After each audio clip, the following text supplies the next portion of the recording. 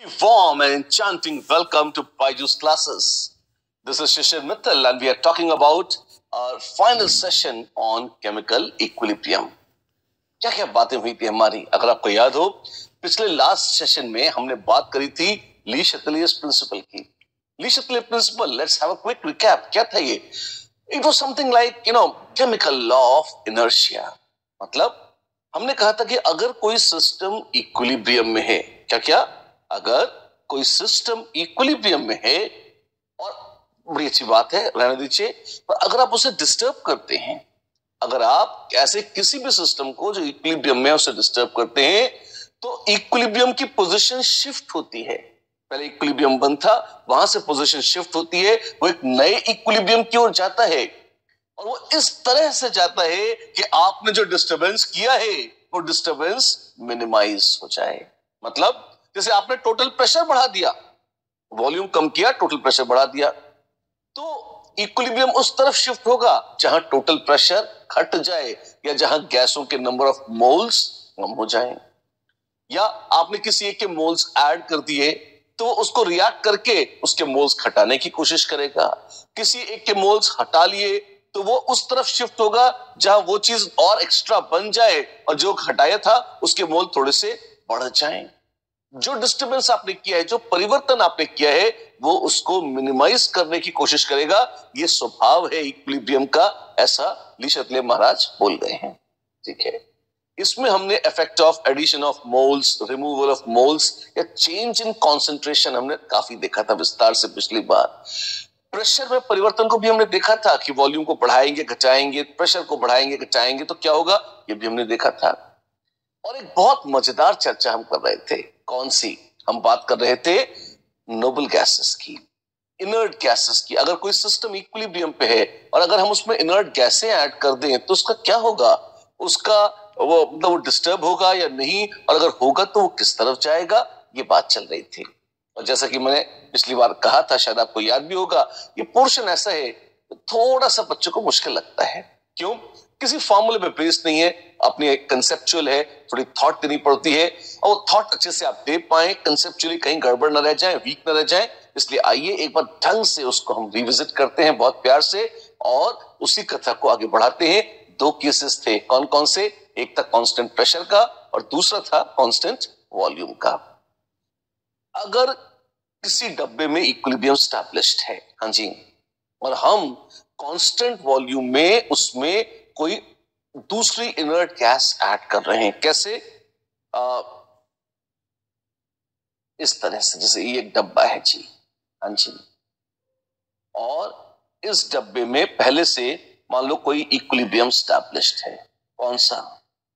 कोई भी गैस ले लो, मान लो है N2 या ammonia dissociates as N2 plus 3H2, gaseous है सब, यहां पे स्टैब्लिश्ड है. ठीक, और मान लो पहले प्रेशर था P1, P2 और P3, और इक्विलिब्रियम था. इसका मतलब हमें पता था Kp बराबर है P2 इंटू P3 का क्यूब अपॉन P1 का स्क्वायर. ठीक है, ये बढ़िया एक्सैक्ट है मामला. अब मैंने कहा अच्छा यही नहीं, मोल्स वगैरह भी अपने को पता है कितने. जैसे P1 क्या है, N1 RT upon V, P2 है N2 RT अपॉन V, और P3 है N3 RT अपॉन V. यहां R तो पता है क्या है, T सबका टेम्परेचर एक ही जैसा है, और V सबका वॉल्यूम भी सेम ही तो वॉल्यूम है ना गैसों के डब्बे का, इसलिए. तो N1 N2 N3 क्या है? मोल्स हैं बेटा इक्विलिब्रियम पे. किसके? अमोनिया, नाइट्रोजन या हाइड्रोजन के. अमोनिया, नाइट्रोजन या हाइड्रोजन के जितने मोल्स हैं इक्विलिब्रियम पे, वो यहां हम देख सकते हैं. ठीक है ना? अच्छा, अब देखिए, ये तो हो गया क्या चीज, शुरुआत का सीन. हमने एक योजना बनाई. क्या? हमने कहा कि मान लो हम इसमें हीलियम डालते हैं, तो जैसे ही हम इसमें हीलियम के मोल्स डालेंगे, और पहले कहा गया है कांस्टेंट वॉल्यूम पे डालेंगे, तो मुझे एक बात बताओ, क्या हीलियम के मोल डालते ही अमोनिया गायब या प्रकट हो जाएगी? Not nonsense. क्यों? अमोनिया है जैसी वैसी रहेगी, नाइट्रोजन वो भी जैसी वैसी रहेगी, हाइड्रोजन वो भी जैसी वैसी रहेगी. तो जब आपने हीलियम के मोल्स एक्स्ट्रा डाले तो मोल्स ऑफ अमोनिया चेंज नहीं हुए, ना T चेंज हुआ ना V, और यूनिवर्सल गैस कांस्टेंट R तो चेंज हो सकता भी नहीं था. अच्छा, अरे तो क्या चेंज हुआ? जवाब है कुछ चेंज नहीं हुआ। टोटल प्रेशर जरूर बढ़ गया, बट डू यू सी कि पार्शियल प्रेशर ऑफ अमोनिया जो पहले इक्विलिब्रियम पे था, उस पार्शियल प्रेशर में कोई चेंज नहीं आया। ऐसे ही पार्शियल प्रेशर ऑफ नाइट्रोजन और हाइड्रोजन जो पहले थे, उनमें भी कोई चेंज नहीं आया। और इंडिविजुअली अमोनिया, नाइट्रोजन और हाइड्रोजन तीनों के पार्शियल प्रेशर में अगर कोई चेंज नहीं आया, तो इसका मतलब ये इक्विलिब्रियम तो डिस्टर्ब ही नहीं हुआ। क्यों? ये तो आज भी वैसे ही रेशियो मेंटेन कर रहा है। अच्छा, तो वो जब डिस्टर्ब ही नहीं हुआ तो वो शिफ्ट क्यों होगा? अरे लेकिन ली प्रिंसिपल रटा है हमने। क्या रटा है तुमने? उसमें था ना कि इक्विलिब्रियम को अगर डिस्टर्ब करे तो वो डिस्टरबेंस को मिनिमाइज करने की कोशिश करता है। तो अगर हम प्रेशर बढ़ाएं तो वो प्रेशर घटाने की कोशिश करता है। गड़बड़ मत करो। ली शक्ले प्रिंसिपल था कि यदि आप डिस्टर्ब करेंगे तो इक्विलिब्रियम शिफ्ट होकर उसे मिनिमाइज करने की कोशिश करेगा। ली शक्ले महाराज इतना ही बोल गए थे बस। अगर आपने उसका अगला पोर्शन रट रखा है ब्लाइंडली, कौन सा? कि प्रेशर बढ़ाओगे तो वो घटाएगा, घटाओगे तो बढ़ाएगा, ये अच्छी बात है, ये रफ चीज, रफ आइडिया बुरा नहीं है, लेकिन आपको इसमें ध्यान रखना होगा कि ये घटाओगे बढ़ाएगा, बढ़ाओगे घटाएगा, ये तब था जब आप इक्विलिब्रियम को डिस्टर्ब करें। Adding inert gas at constant volume does not disturb the equilibrium. ये तो इक्विलिब्रियम को डिस्टर्ब ही नहीं करता। और अगर इक्विलिब्रियम को डिस्टर्ब ही नहीं करता तो क्या होता है? जवाब है कुछ नहीं होता। कुछ जब डिस्टर्बेंस हुआ ही नहीं, कुछ छापा ही नहीं है, मस्त रहिए। अच्छा, तो addition of inert gas at constant volume has no effect on the position of equilibrium. डब्बे के अंदर एक्स्ट्रा मोल इनर्ट गैस के ऐड हो गए तो डब्बे के अंदर टोटल प्रेशर बढ़ जरूर जाएगा, पर पुरानी गैसों का पार्शियल प्रेशर क्योंकि चेंज नहीं होगा, इसलिए इक्विलिब्रियम डिस्टर्ब नहीं होगा। It does not disturb the equilibrium. No change in partial pressure, no change in position of previous equilibrium happens अगर आप इनर्ट गैस कांस्टेंट वॉल्यूम पर ऐड कर रहे हैं। ठीक है जी। और कांस्टेंट प्रेशर पे वो भी बड़ी मजेदार कहानी है, ये अब आपको सुनानी है। आइए वो देखते हैं। आप एक चीज नोट कर लीजिए, क्या कि जब हम इनर्ट गैस डाल रहे हैं, कैसे भी डालें, तो हम ये देख रहे हैं कि उसमें नंबर ऑफ मोल्स गैस के टोटल सिस्टम में तो बढ़ रहे हैं। हाँ जी, पर चूंकि गैस इनर्ट है तो वो पहले किसी रिएक्टेंट या किसी प्रोडक्ट से किसी किस्म का रिएक्शन नहीं करती। सच है, नहीं करती। इसका मतलब no change in moles of reactant and products. बिल्कुल, रिएक्टेंट और प्रोडक्ट के मोल में उस वक्त तो चेंज नहीं होता। और यही सारी कहानी हम कह चुके थे। अगर डेल्टा V 0 है तो पार्शियल प्रेशर चेंज नहीं होता, इक्विलिब्रियम डिस्टर्ब नहीं होता। इसका मतलब क्या है? इसका मतलब यही है, अरे कुछ नहीं होता। आप देखें, addition of inert gas at constant volume, volume constant है तो कुछ भी नहीं होता। ठीक है, जी लेंगे इसके साथ हम। ये तो हमने ठोक ठोक के सुन लिया, पिछली बार भी सुना था और मैंने कहा था कंफ्यूजिंग रहता है, इसलिए एक बार फिर बताऊंगा। पक्का आपको इस पर बहुत आराम से समझ में आ गया होगा। क्यों? एक बार आपने सुना, थोड़ा दिमाग में उसको सेट किया, जुगाली करी उसकी, और फिर से सुनेंगे तो एकदम दिमाग सेट हो जाता है। अच्छी बात है। अब क्या करना है? अरे क्वेश्चन करना है। चलिए क्वेश्चन कर देते हैं। If argon is added to the equilibrium N2 + 3H2 = 2NH3 at constant volume, then the equilibrium will, क्या होगा इक्विलिब्रियम का? वो फॉरवर्ड शिफ्ट होगा, बैकवर्ड होगा, कहीं नहीं होगा, या क्या होगा? कुछ बता नहीं सकते। नो शिफ्ट इन इक्विलिब्रियम, वो कहीं नहीं जाएगा, जहां है वहीं पड़ा रहेगा।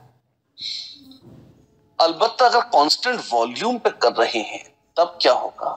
ये बहुत ही रहस्यमय है। क्यों? आप गौर फरमाइए कि अगर कांस्टेंट वॉल्यूम पे तो हो गया था, कांस्टेंट प्रेशर पर कर रहे हैं तो टोटल प्रेशर कांस्टेंट है।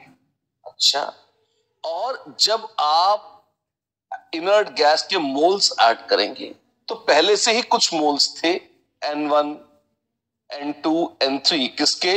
अमोनिया, N2 और H2 के। रिएक्शन वही ले रहे हैं, अमोनिया टकाटक N2 + 3H2। और इसमें N0 आपने मान लीजिए हीलियम या नोबल गैस के और ऐड कर दिए, तो टोटल मोल्स जो थे वो बढ़ गए। हाँ जी, अगर टोटल मोल्स बढ़ गए ना, प्लीज नोट, प्रेशर कांस्टेंट है और टेम्परेचर तो हम हमारा धर्म मान के चलते हैं कांस्टेंट ही होगा। At constant temperature and pressure volume is proportional to number of moles. यदि आप टोटल नंबर ऑफ मोल्स बढ़ाते जाएंगे, यदि आप टोटल नंबर ऑफ मोल्स बढ़ाते जाएंगे तो उस मिक्सचर का वॉल्यूम भी निश्चित रूप से बढ़ता जाएगा। तो उस मिक्सचर का वॉल्यूम भी निश्चित रूप से बढ़ता चला जाएगा, और जैसे जैसे उसका वॉल्यूम बढ़ेगा इक्विलिब्रियम पर इसका असर भी पड़ेगा। Adding inert gas at constant pressure, adding, ध्यान से सुना मेरी बात, adding inert gas at constant pressure, उसका वही असर होता है जो डब्बे के वॉल्यूम को बढ़ाने का होता है। हाँ, मोल एक्स्ट्रा करे तो वॉल्यूम एक्स्ट्रा हो गया, तो टोटल डब्बे का वॉल्यूम बढ़ गया। प्लीज नोट, पार्शियल प्रेशर, जैसे मान लो पहले P1 P2 P3 था, ठीक है, तो Kp कितना था? Kp था P2 इंटू P3 का क्यूब अपॉन P1 का स्क्वायर था। अब हमने कहा Kp इतना है जी, ठीक है, इक्विलिब्रियम एस्टैब्लिश्ड है जी, बिल्कुल, और हमने एक्स्ट्रा मोल डाल दिए किसके? हीलियम की। एक्स्ट्रा मोल डालने से अभी टोटल प्रेशर तो कांस्टेंट था, वॉल्यूम बढ़ा, तो पार्शियल प्रेशर ऑफ अमोनिया कितना हो जाएगा? It is moles of ammonia N1, N1 थे, मोल्स पहले भी थे, अभी भी है, हीलियम तो डालिए, nRT upon V। Please note, पहले वॉल्यूम कांस्टेंट था, अब ये वॉल्यूम बढ़ रहा है। जैसे जैसे वॉल्यूम बढ़ता जाएगा पार्शियल प्रेशर ऑफ अमोनिया कम होगा। और सिर्फ अमोनिया का ही नहीं, कोई भी गैस है, पार्शियल प्रेशर ऑफ नाइट्रोजन भी कम होगा, पार्शियल प्रेशर ऑफ हाइड्रोजन भी कम होगा, पूरे सिस्टम का, पूरे सिस्टम में प्रत्येक गैस का पार्शियल प्रेशर कम हो जाएगा। क्यों? क्योंकि वॉल्यूम बढ़ गया। तो adding inert gas at constant pressure has exactly the same effect as increasing the volume of container. डब्बे का वॉल्यूम बढ़ाने से जो असर पड़ता है वही असर पड़ता है कब? अगर आप इनर्ट गैस को कांस्टेंट प्रेशर पर ऐड करेंगे तो। अच्छी बात है, तो क्या करेंगे हम? चालू हो जाते हैं, तो फिर अपने पास आएगा ये या देखिए, अगर डेल्टा एन गैस जीरो है, हाँ जी, अगर डेल्टा एन गैस जीरो है तो वॉल्यूम बढ़ाओ घटाओ इक्विलिब्रियम कहीं शिफ्ट नहीं होता, हमको पहले से ही पता था, हाँ जी। जैसे जैसे वही था N2 प्लस O2 टकटक 2NO। बहुत अच्छी बात है, आप इनर्ट गैस कांस्टेंट वॉल्यूम बढ़ा लो, प्रेशर वॉल्यूम बढ़ेगा एंड ऑल, बट कुछ चेंज नहीं आएगा, ठीक है। अगर एक टकटक 2 भी था, वॉल्यूम बढ़ा दिया, वॉल्यूम बढ़ा दिया तो टोटल प्रेशर घटा दिया, टोटल प्रेशर घटा दिया तो इक्विलिब्रियम उस दिशा में शिफ्ट करने की कोशिश करेगा जहां प्रेशर बढ़ जाए, अर्थात जहां गैस के मोल्स बढ़ जाएं। गैस के मोल्स कहां हैं? गैस के मोल्स यहां हैं, तो वॉल्यूम बढ़ेगा, पार्शियल प्रेशर भी का बढ़ जाएगा। Right? Absolutely right.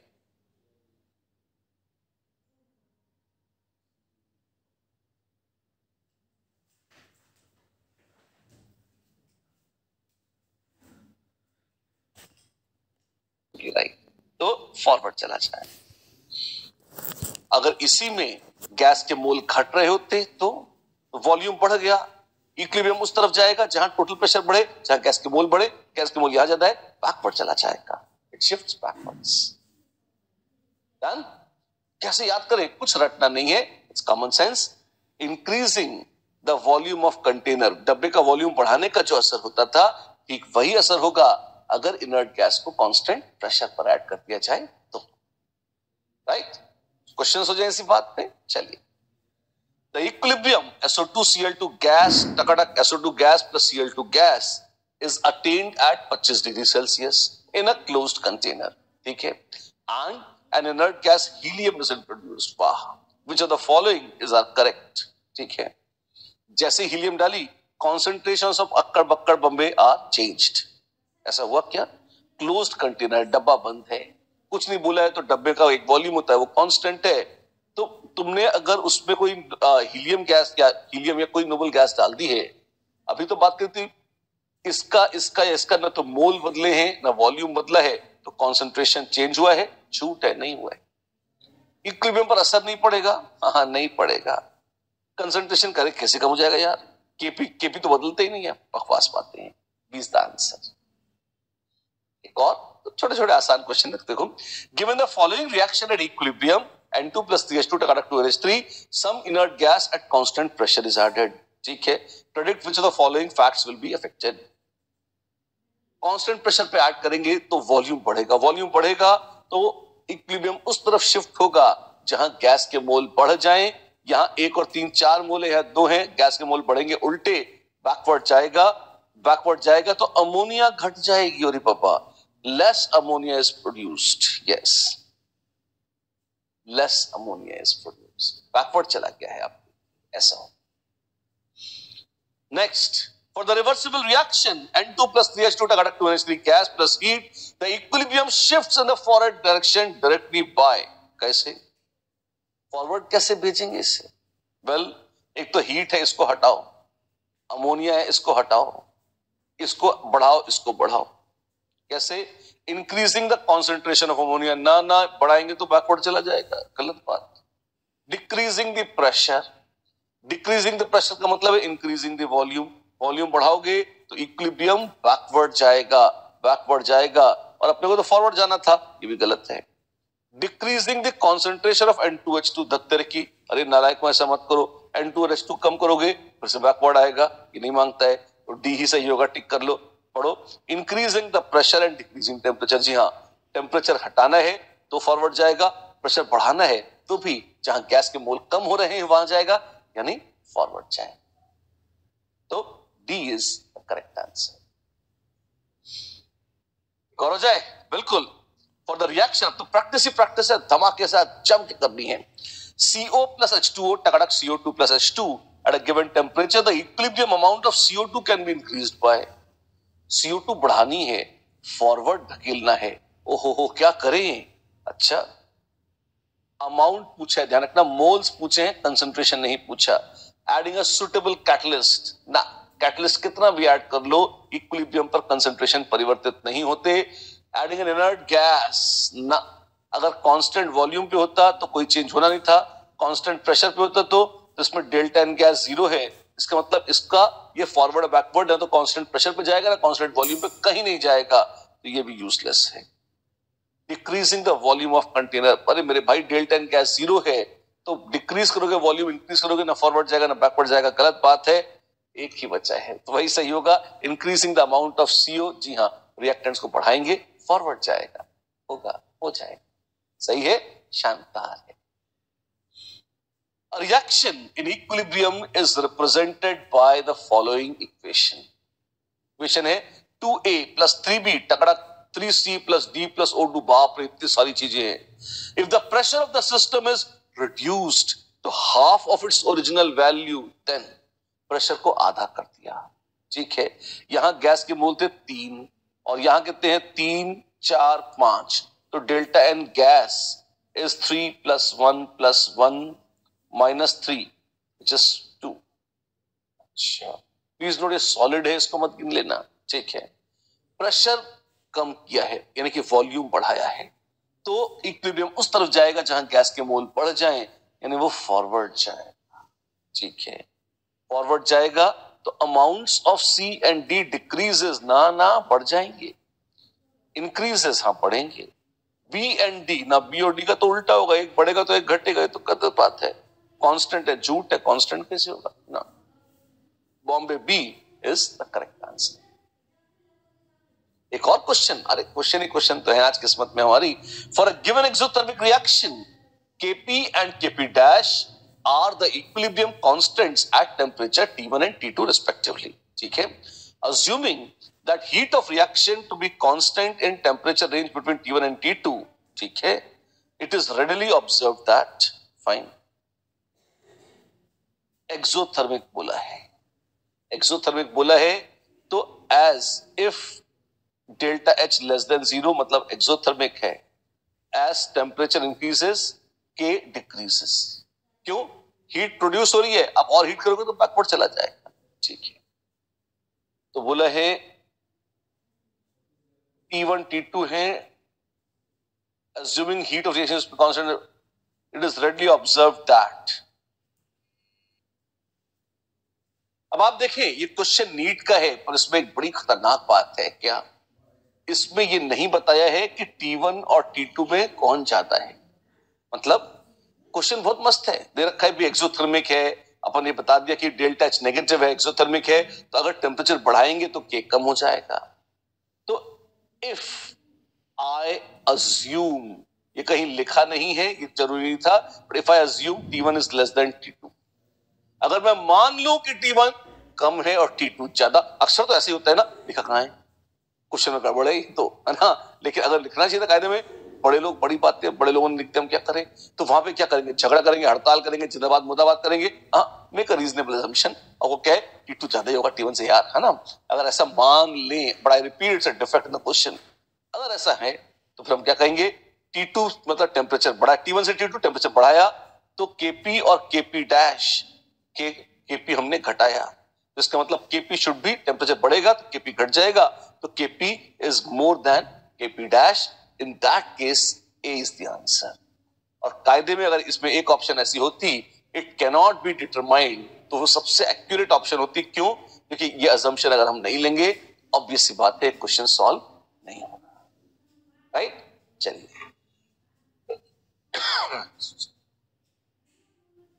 This brings us to our very next question.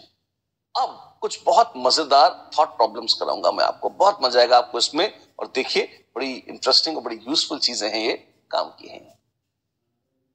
मान लीजिए हमारे पास एक डब्बा है, कैसा डब्बा है, एक आप एक डब्बा है, ऐसे एक डब्बा है, अच्छा, और क्या है उस डब्बे में, वेल उस डब्बे में एक गैस है, कौन सी गैस है, let's take this is CaCO3 solid, जो इक्विलिब्रियम में है किससे, CaO प्लस CO2 से, ठीक है, ये सॉलिड है और CO2 गैस है ऑफ कोर्स, तो कैल्शियम कार्बोनेट तो नीचे पड़ा हुआ है, कैल्शियम ऑक्साइड नीचे पड़ा हुआ है, और CO2 हवा में तैर रही, ठीक है, इक्विलिब्रियम एस्टैब्लिश्ड है, बहुत बढ़िया।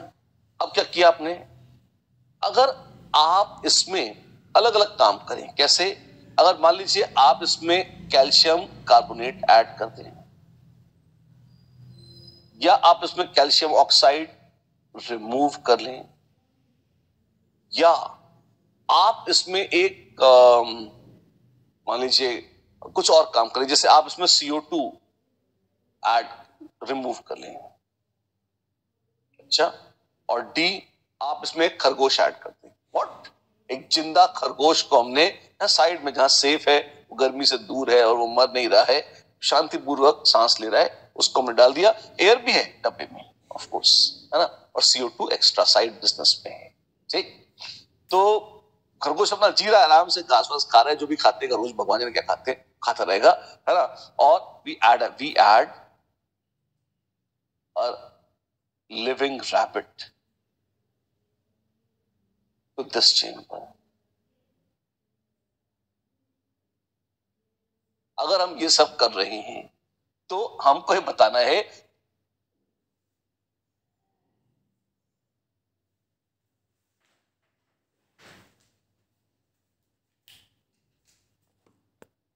हमारी किस एक्टिविटी से इक्विलिब्रियम पर असर पड़ेगा, हमारी किस किस एक्टिविटी से इक्विलिब्रियम पर असर पड़ेगा। ऑप्शन है ये ABCD नहीं, आपके पास ऑप्शन है, पहली ऑप्शन है वन ऑफ दीज, किसी एक एक्टिविटी से इक्विलिब्रियम पर असर पड़ेगा, वो डिस्टर्ब होगा, फॉरवर्ड या बैकवर्ड नहीं भी जाना होगा, जाएगा। 2 है 2 ऑफ दीज, 3 है 3 ऑफ दीज, और 4 है 4 ऑफ दीज। इसमें से किसी एक एक्टिविटी से इक्विलिब्रियम डिस्टर्ब होगा, बाकियों से नहीं होगा, तो ऑप्शन 1 है। अगर इनमें से किसी 2 से इक्विलिब्रियम आगे पीछे जाएगा, डिस्टर्ब होगा, बाकी 2 से नहीं होगा, तो आपको सेकंड ऑप्शन मार्क करनी है। इनमें से किसी 3 से होना है तो 3 मार्क करनी है, और चारों ही ऑप्शन ऐसी है कि आप कुछ भी करेंगे, इक्विलिब्रियम फॉरवर्ड या बैकवर्ड शिफ्ट होगा, तो आपको 4 मार्क कर देना है, और सही जवाब आपको देना है। आप चुनिए आपका क्या है सही जवाब। खरगोश ऐड कर दिया तुमने, इट्स ओके, क्या दिक्कत है, और जिंदा खरगोश है, बाकायदा सांस ले रहा है ना, एयरवेयर भी है, बढ़िया सेट कर दिया, क्या होगा बताइए। 1 2 3 4 अपना सही जवाब चुनना है आपको। अब वेल अगर आप विचार करेंगे तो अब देखते हैं सॉल्व कैसे होगा। मैं आपको याद दिलाना चाहता हूं, हेट्रोजेनस इक्विलिब्रियम में अगर आप प्योर सॉलिड को डालें या निकालें, उससे इक्विलिब्रियम डिस्टर्ब नहीं होता, इक्विलिब्रियम की पोजीशन पर उससे कोई अंतर नहीं पड़ता। कोई फर्क नहीं, रिमूव करे कोई फर्क नहीं, कैल्शियम ऑक्साइड ऐड रिमूव करे कोई फर्क नहीं, इक्विलिब्रियम इनसे डिस्टर्ब नहीं होगा। अच्छा, CO2 हटा लेंगे तो CO2 हटा लेंगे तो फॉरवर्ड चला जाए, यस, डिस्टर्ब होगा। खरगोश, खरगोश का क्या होगा? खरगोश का क्या मतलब इससे? खरगोश सांस तो ले रहा है और नालायक सांस ले रहा है तो वो CO2 छोड़ रहा है, तो वो पार्शियल प्रेशर ऑफ CO2 तो बढ़ा रहा है ना, इसलिए मैंने कहा था जिंदा खरगोश, है ना। तो अगर वो सांस ले जिएगा तो सांस लेगा, सांस लेगा तो वो O2 अंदर लेगा, CO2 छोड़ेगा, CO2 छोड़ेगा तो हवा में CO2 का पार्शियल प्रेशर निश्चित बढ़ेगा, और अगर बढ़ेगा it is something as good as adding CO2 to the gas chamber. इसमें हम CO2 ऐड कर रहे हैं, वही असर होगा। उससे क्या होगा? वो बैकवर्ड जाएगा, असर पड़ेगा इक्विलिब्रियम पे, तो असर पड़ेगा। तो कितने ऑप्शन से इक्विलिब्रियम पर असर पड़ रहा है? 2 ऑप्शन से। तो सही जवाब कौन सा है? 2, राइट। चलिए, मुझे उम्मीद है आपको खरगोश के साथ मजा आया होगा। आइए इसी बात पर करते हैं एक और बेहतरीन क्वेश्चन। इस बार हमने ठानी है अमोनियम क्लोराइड को लेने की। देखते हैं, लिखिए, sufficient quantity of NH4Cl solid, sufficient quantity of NH4Cl solid is taken in a chamber. Sufficient quantity of NH4Cl solid is taken in a chamber at 500 degrees Celsius, at 500 degrees Celsius, oh my God, full stop, is taken at 500 degrees Celsius, full stop नहीं होगा, to establish the following equilibrium, to establish the following equilibrium, और ये equilibrium establish हो रहा है। आपको दे रखा है Kp is 4 एटमॉस्फेयर स्क्वायर, ठीक, ऐसा दे रखा है। क्वेश्चन है, find the partial pressure of each gas at equilibrium. Find the partial pressure of each gas at equilibrium. ये है फर्स्ट क्वेश्चन। आपके पास ऑप्शन है, पार्शियल प्रेशर कितना होगा?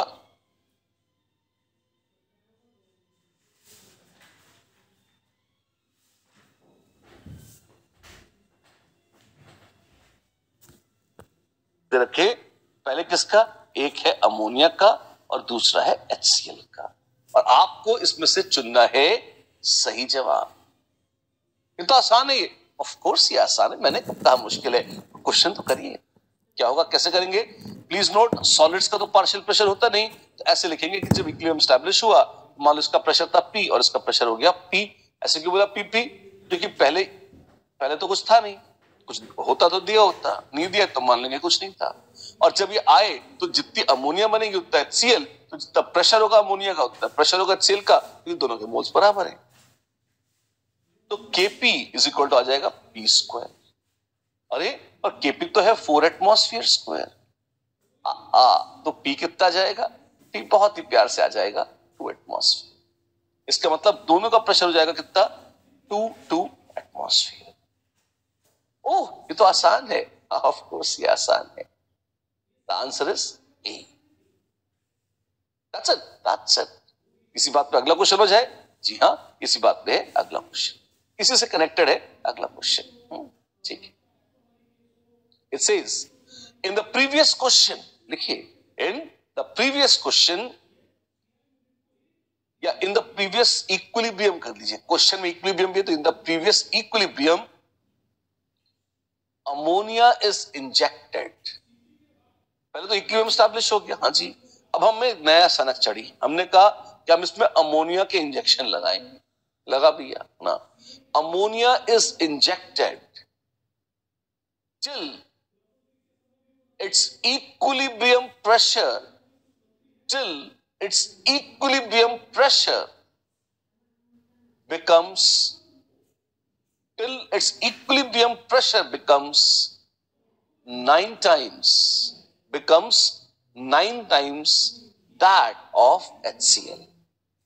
My God, क्यों कर रहे हो ऐसा? क्वेश्चन दे रखा है, हमने कहा इक्विलिब्रियम है, बहुत अच्छी बात है, अब उसमें अमोनिया और एक्स्ट्रा ऊपर से डाली जा रही है।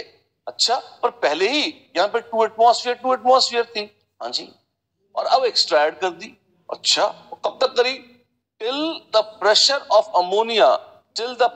ammonia is 9 times the pressure of HCl at equilibrium. अच्छा, full stop.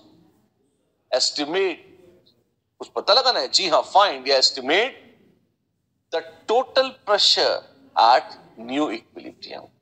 याद कीजिए, इस नए इक्विलिब्रियम पर टोटल प्रेशर कितना होगा? क्या करेंगे हम? सॉल्व करोगे बाबू, कैसे? आइए देखते हैं। हेट्रोजेनस को सॉल्व करने की एक बड़ी अपनी अदा है, कई बार बड़ी खूबसूरत होती है। आप देखें, NH4Cl सॉलिड, जिससे मिल रही थी अमोनिया और जिससे मिल रहा था HCl।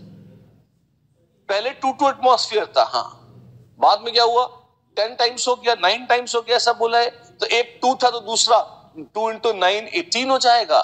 नहीं नहीं नहीं नहीं, क्यों? आप ऐसे सोचिए, ये है 2 एटमॉस्फेयर, ये है 2 एटमॉस्फेयर, आपने इसमें ऐड करी अमोनिया, प्रोडक्ट बढ़ाया, तो क्या इक्विलिब्रियम शिफ्ट नहीं होगा? हाँ, वो भी तो होगा। तो क्या होगा? वो बैकवर्ड जाएगा। और बाबा कितना जाएगा? हमको नहीं पता कितना जाएगा, कुछ जाएगा। और जाएगा जब बैकवर्ड, तो इसमें 2 में कुछ ऐड किया आपने, एक्स और वाई ले लेगा, एक्स ऐड किया और वाई सब्ट्रैक्ट हो जाएगा। लेकिन HCl में ऐड तो कुछ नहीं किया था, सब्ट्रैक्ट वो भी जरूर होगा, और बैकवर्ड जा जाकर ये नालायक सॉलिड अमोनियम क्लोराइड बनाएंगे। ठीक है, बनाएं, क्या करें? और अब जब नया इक्विलिब्रियम स्टैब्लिश हुआ, तो मुझे पता है कि partial pressure of ammonia is 9 times partial pressure of HCl। अच्छा, तो अमोनिया का पार्शियल प्रेशर कितना था? 2 था जी पहले, फिर हमने उसमें X जोड़ दिया था और वो Y वापस चला गया था जी। अच्छा, और ये 9 टाइम्स है किसके? HCl के। HCl कितना है? सब पहले 2 था जी, फिर क्या हुआ? वापस चला गया, कितना? Y, अब बचा 2 - Y। तो एक इक्वेशन है, हाँ, तो क्या करें? सॉल्व कर रहे हैं और क्या करेंगे? अच्छा, तो दिस इज 18 - 9y और ये है 2 + x - y, तो इधर ले लेते हैं, तो 8y + x बराबर ये हो जाएगा, and this brings us to 8y + x बराबर 16। अच्छा, ये इक्वेशन आ गई हमारे पास, x और y। ठीक है, कोई और इक्वेशन भी आएगी? हाँ, कौन सी? एक दूसरी आ जाएगी Kp से। कैसे? Kp कितना होता है? थोड़ी जगह करते हैं यहां पे।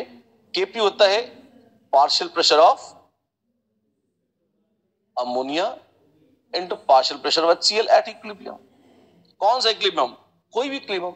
पहले एक था 2 एटमॉस्फेयर वाला, वो अलग था, ये अलग है। ये अब कितना हो गया जी? अमोनिया और HCl पहले थे 2, इसमें ऐड कर दी X और चली गई Y, इसमें तो चली गई Y, इतने हो गए बाबू।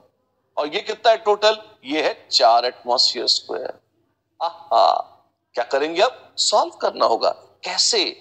X को Y या Y को X के टर्म्स में यहां से सब्स्टिट्यूट कर दो। जैसे X कितना है?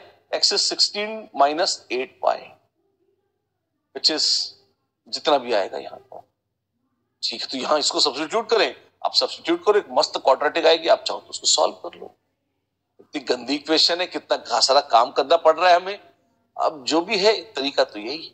अच्छा, तो वैसे तो एक तरीका वो है सॉल्व करने का। हाँ जी, मैं एक शॉर्टकट भी बताऊं आपको क्या? पहले ये लॉन्ग कट सुन लो, और सॉल्व भी करेंगे क्योंकि शॉर्टकट से भी हो जाएगा। X यहाँ पे पता है अपने को, हाँ जी, इसी को यहाँ सब्स्टिट्यूट कर दो तो आ जाएगा 2 + x। x का मतलब है 16 - 8y - y, और ये आ गया 2 - 5। And how much is that? This is 18 - 9y, oh my god, 2 - y बराबर 4। इसको ओपन करो, क्वाड्रेटिक आएगी, बहुत ही घिनौनी, उसे सॉल्व करो और y की वैल्यूज आ जाएगी। ये बिल्कुल बढ़िया तरीका है सॉल्व करने का। अरे आप शॉर्टकट बता देते, बताता हूं ना, देखो आप इस सारी पप्पू में नहीं पढ़ना चाहते तो आप ये देखो, आपको ये दे रखा है कि फाइनल इक्विलिब्रियम पे क्या था, जितनी अमोनिया थी वो HCl की 9 गुनी थी। तो मान लो HCl अब हो गई Z, नए इक्विलिब्रियम पर HCl का पार्शियल प्रेशर है Z, अमोनिया कितना होगा उसका 9 गुना 9Z। अच्छा, इक्विलिब्रियम है, मैं कह सकता हूं 4 एटमॉस्फेयर स्क्वायर बराबर 9Z इंटू Z बराबर 9Z square, therefore Z 4/9, therefore Z बराबर रूट ले लो। आहा, ये तो हो क्या Z आ गया 2/3 एटमॉस्फेयर ऑफ कोर्स। तो और टोटल प्रेशर P टोटल कितना है 9Z प्लस Z यानी 10Z, जो कि आपने निकाल दिया 10 इंटू 2/3 तो 20/3 एटमॉस्फेयर यानी कि 6.667 atmosphere. That will be the final equilibrium pressure. यही पूछा था मुझसे। इतना सब क्यों किया? फिर मेथड है, अक्सर लोग ऐसे बताते हैं इसे और अक्सर ऐसे सॉल्व करते हैं। ये रूटीन तरीका है, तो मैंने आपको बता दिया ताकि आप अप्रिशिएट कर सकें कि जिंदगी और भी हसीन और खुशगवार हो सकती है।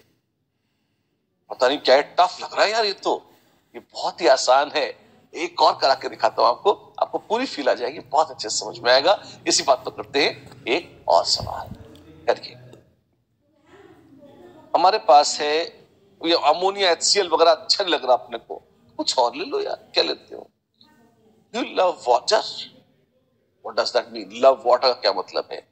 वेल, एक छोटा सा क्वेश्चन करके देखते हैं। इनफैक्ट इसी के बहाने एक और कॉन्सेप्ट भी एक्सप्लोर करते हैं। क्या?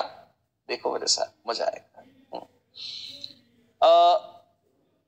H2O लिक्विड टकाटक H2O गैस। देखो, consider the following equilibrium H2O liquid Takatak H2O gas. H2O liquid is in equilibrium with H2O gas. It's a physical equilibrium. Liquid और वेपर्स आपस में इक्विलिब्रियम अटेन कर रहे हैं। Kp is given as 0.03 atmosphere. ठीक है, एक बात देखिए आपने क्या, चलो अभी गप्पे नहीं मारते, अभी तो काम की बात करते हैं। ठीक है, ये दे रखा है और इसमें हमने कहा एक डब्बा है। देखिए, इन अ वेसल